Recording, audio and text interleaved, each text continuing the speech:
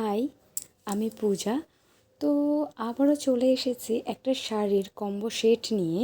তো দেখতেই পাচ্ছ, এটা একটা অর্গানজার জামদানি। তো কালারটা খুব সুন্দর। তো এটার সাথে ম্যাচিং করে এই ব্লাউজ পিসটা এটার সাথে ছিল। তো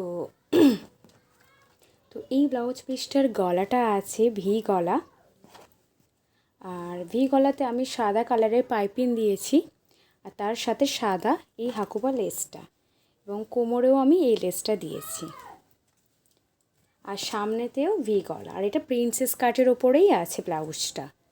হাতাটা নর্মাল গ্লাস হাতা, হাতার উপরে একটুখানি পপ মতন আছে, হালকা কুচিতে, ওই 2-3টে কুচির মতন। যারা বেশি পপ পছন্দ করো না, এটা তাদের জন্য একেবারেই পারফেক্ট।